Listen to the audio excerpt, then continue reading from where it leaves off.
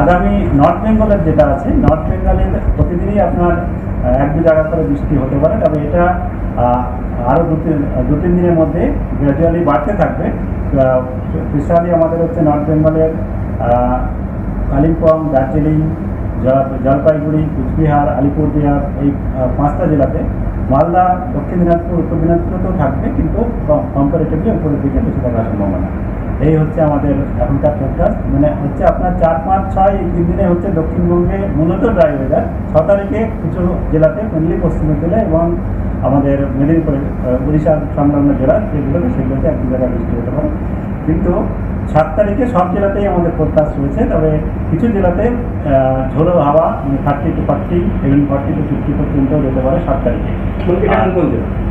এগুলো মেনলি আমাদের আছে আপনার মেদিনীপুর, বাঁকুড়া, পুরুলিয়া, বর্ধমান এইসব অঞ্চলে যাচ্ছে। বাকি আমাদের জেলাগুলোতে 30-40 থান্ডারস্টর্ম লাইটনিং আমাদের শুষ্ক এবং গরম হাওয়া পশ্চিমের দিক থেকে আসছে, যার জন্য পশ্চিমের জেলাগুলোতে প্রথমে আজকেই আমাদের কিছু কিছু জেলাতে, যেমন পুরুলিয়া, দুই মেদিনীপুর, বীরভূম, বর্ধমানের এইসব জায়গার মধ্যে হিটওয়েভের সম্ভাবনা আছে। আর এটা এক্সটেন্ড করবে আপনার আগামী দিনে 5-6 আমাদের হিটওয়েভ ওয়ার্নিং আছে কিছু কিছু জেলায়, মূলত পশ্চিমের জেলাগুলো।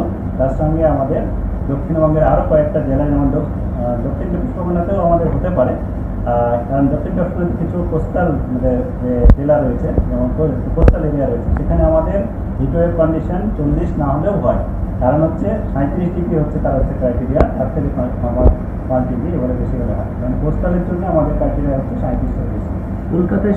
কলকাতাতে ডিসকমফোর্ট ওয়েদার থাকবে, hot and discomfort, heatwave condition হওয়ার সম্ভাবনা কম। কলকাতাতে ম্যাক্সিমাম 38-39 এর আশেপাশেই থাকবে, ম্যাক্সিমামটা যেতে পারে। আমরা 38 পর্যন্ত ফোরকাস্টে আছে, মানে 38-39 এর মাঝামাঝি পর্যন্ত ম্যাক্সিমাম যেতে পারে আগামী 3 দিনের মধ্যে। আর 6 তারিখের পর থেকে বৃষ্টির সম্ভাবনা আছে। 7 তারিখে মেনলি, 6 তারিখেও কিছু কিছু জেলাতে হবে, মেনলি আমাদের আপনার পশ্চিমের জেলাগুলোতেই। তখন আমাদের বে অফ বেঙ্গল থেকে, মানে বঙ্গোপসাগর এলাকা থেকে ময়েশ্চার ইনকারশন থাকবে, সঙ্গে সঙ্গে কোনো একটা ট্রাফ লাইন বা সাইক্লোনিক সার্কুলেশন ডেভেলপ হতে পারে ঝাড়খণ্ড, বিহার এরিয়াতে। সেখান থেকে আমাদের উড়িষ্যা কোস্ট, অন্ধ্রপ্রদেশ কোস্ট পর্যন্ত, এটা আমাদের নর্থ সাউথ আমাদের উইন্ডিজ কান্ট্রি তৈরি হয় লোয়ার লেভেলের ট্রাফ লাইন, সেটা হওয়ার সম্ভাবনা আছে। তারই কারণে বৃষ্টির